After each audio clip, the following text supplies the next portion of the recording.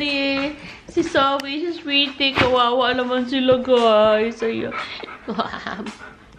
Ang aking mga baby. Ayan, ang aking mga baby. Si Jerry, guys, is now 8 years old na. Kasi inadapt ko siya ng when he was 4. Ngayon, 4 years na si Jerry. So, 8 years old na si Jerry boy. Very big boy, husky. Ayan. Parang nang baboy siya. Hello! Hello to my vlog! Oh my God! Look at Jerry boy! Oh my God, guys! And tapos si Sweetie! Malaki na rin! Ayan. Ang aking mga baby. So, kami-kami lang dito sa bahay ngayon. Kasi si Ricky is ano pa, guys? Nasa work. Nasa work pa. So, ayan, guys. So, ngayon, relax muna tayo. Wala muna tayong work. So, okay lang yun. Minsan, kailangan din natin mag-relax. So, I want to share yung yung last kong inalagaan, guys, sa caregiver. Medyo malungkot yung story niya. Kasi matanda siyang dalaga. Wala siyang anak. Wala rin siyang asawa. May sarili siyang bahay. Malaki. Hay naku, guys, talaga dito sa Amerika, talagang minsan talaga, di ba? Minsan, ano tayo dito? Karamihan sa mga mayaman dito, guys, ganun na yung sobrang yaman na may sarili na sila mga bahay, may lahat na kailangan nila, pero wala naman silang kasama sa buhay. Yun siya. Bali, naalagaan ko lang siya, guys, ng 2 weeks. Kasi siya, may sakit na cancer. It's gonna be sad, but that's life, di ba? Parang minsan iniisip ko nga, minsan sana pagtanda ko, guys, hindi ako ganun. Oh my God. Parang minsan, yun din siguro isa sa mga dito, yung mga nakatira dito, kung saan magandang tumira, sa Pilipinas ba, or sa Amerika. Well, depende sa sitwasyon. Ako, mas gusto ko talaga sa Pilipinas. Kasi sa Pilipinas, mas mura yung bilihin. Para sa akin kasi dollar naman, di ba? Pero, mas gusto ko rin dito kasi, guys, kahit papano, kahit nasa 70 years ako, pwede ako maghanap kahit papano ng part-time.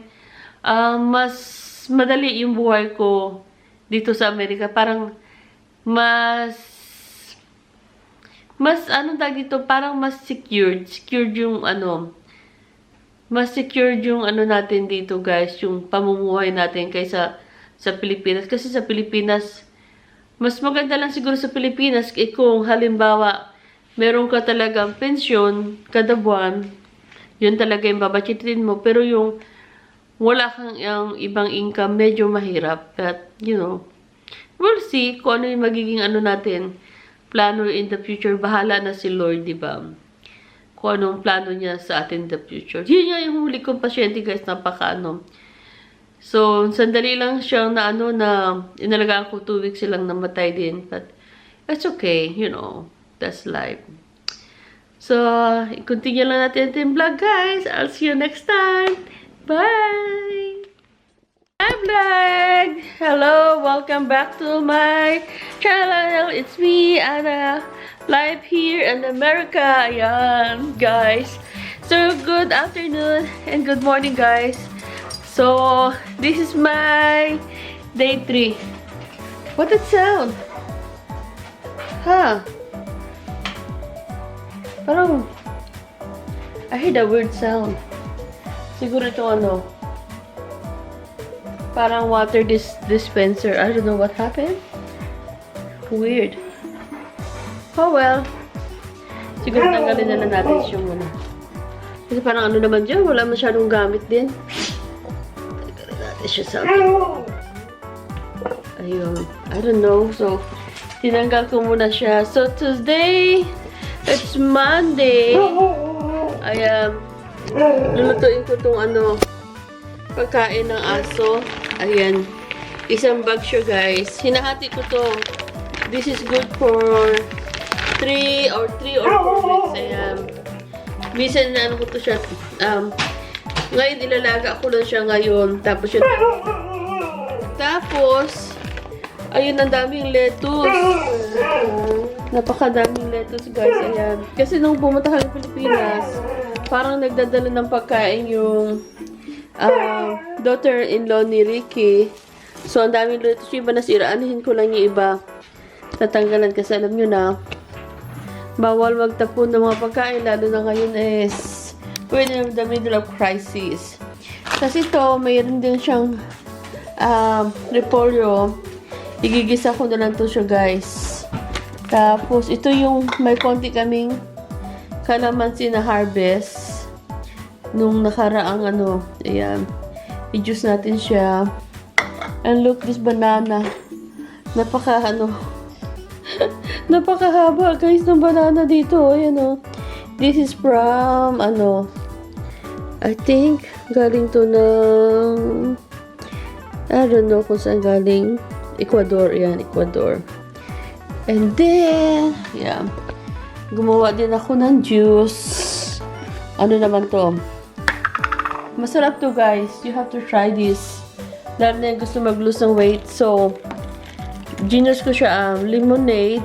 Kasi sa umuwi ako sa Pilipinas, uso na doon yung lemonade na juice. So, ito siya, cucumber with lemon. Ayan.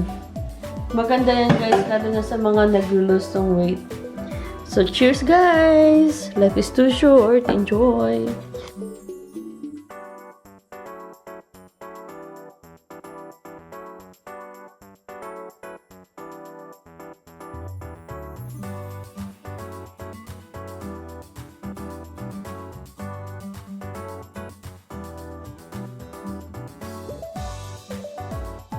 Ito, I'm cooking pancit. Ayan. This is my food for the whole week. Or, whole month. So, bali nagluluto ako ng ganito kasi mas tipid kasi siya kaysa bibili ka ng pancit sa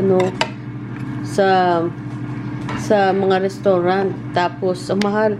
Yung pancit naman, guys, is about yung isang pack, $1 or something, $2. Tapos, yung isang konting manok. Tapos, repolyo konti, tapos isang carrots o dalawang carrots, yun lang. Less than like $5 or, meron ka na ganito karami na ayan, hinati-hati ko yung manok na isang pack na $5. Hinalo ko iba dito. Tapos, ito. Yan naman sa kanila, may sabaw. Hanggang na nila yan. Ilan days ito rin. Ilan days na rin nila itong yan, ina-fryer ko kasi for $5 marami na akong naluluto. Ayan. Ayan siya yung manok. Or siya. Ayan. Kailangan talaga natin mag-budget ngayon. Alam niyo na, kailangan natin mag-budget ngayon kasi alam niyo na mataas yung bilihin, mataas yung gasolina.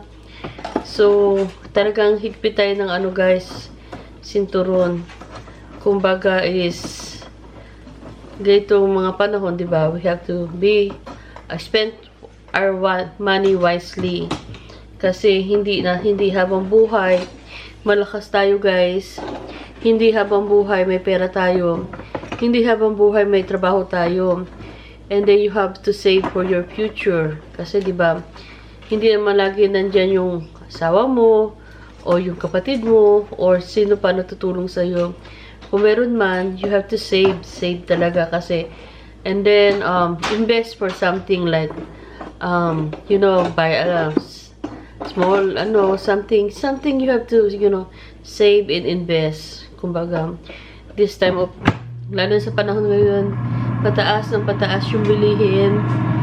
And then, lahat mataas na ngayon, guys. So, kumbaga, yung mga pantry ko ngayon, ini-start ko na siyang kainin.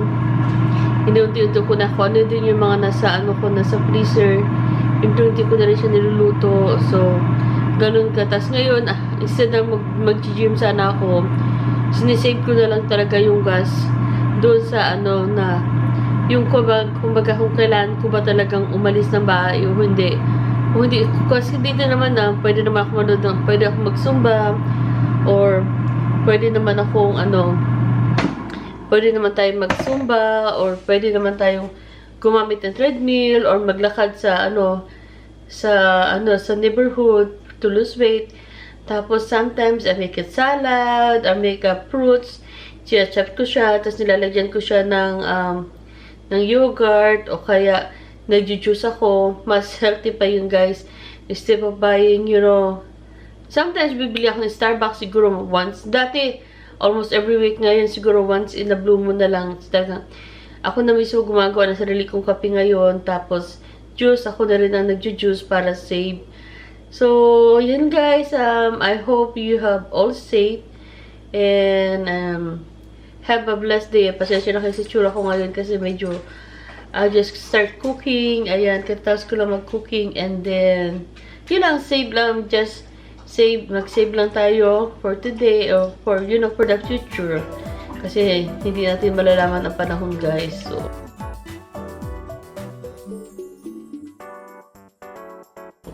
that's it guys. So, I'll see you in my next vlog. Bye!